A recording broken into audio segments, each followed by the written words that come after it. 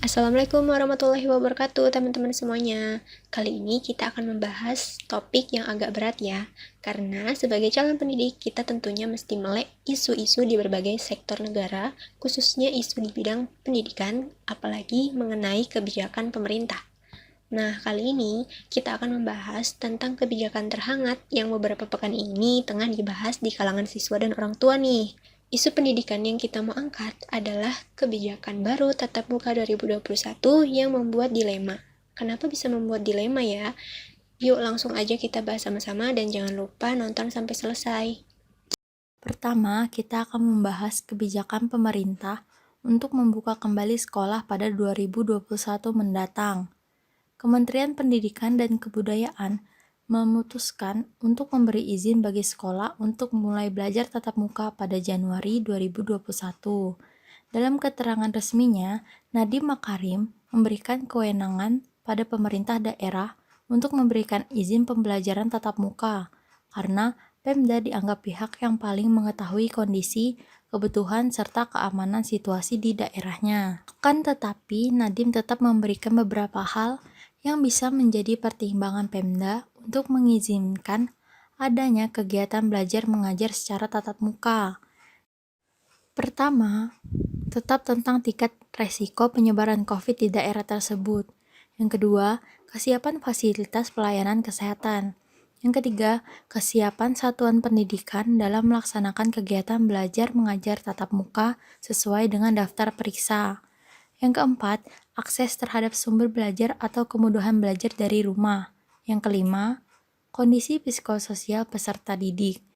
Keenam, kebutuhan layanan pendidikan bagi anak yang orang tua atau walinya bekerja di luar rumah.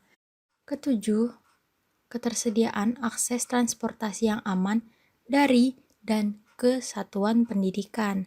Kedelapan, mobilitas warga antar kabupaten atau kota, kecamatan, dan kelurahan atau desa. Dan terakhir, kondisi geografis atau daerah. Halo semua, apakah kalian tahu updatean jumlah kasus COVID-19 di Indonesia per tanggal 4 Desember 2020? Jika belum, ayo kita cari tahu. Perkembangan kasus terkonfirmasi positif COVID-19 di Indonesia terus melonjak. Hari ini, pertanggal 4 Desember 2020, terdapat penambahan kasus terkonfirmasi positif sebanyak 5.803 kasus, sehingga total kasus positif menjadi sebanyak 563.680 kasus.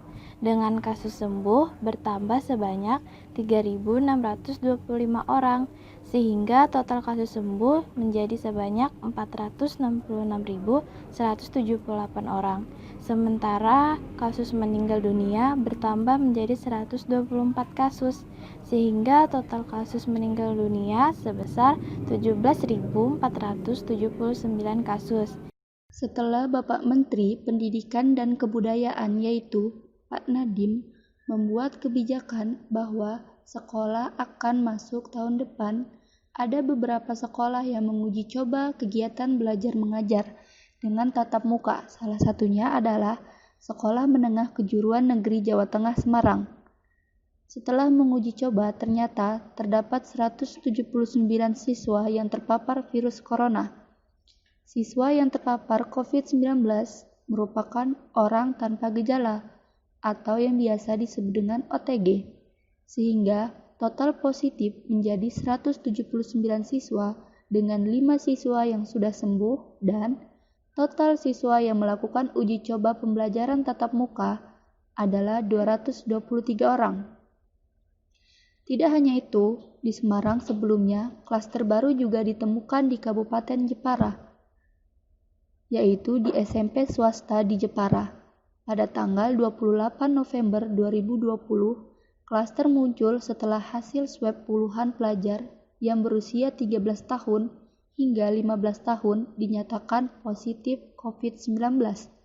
Ternyata, sekolah tersebut telah menggelar simulasi pembelajaran tatap muka dan telah dibenarkan oleh juru bicara Satgas Penanganan COVID Kabupaten Jepara.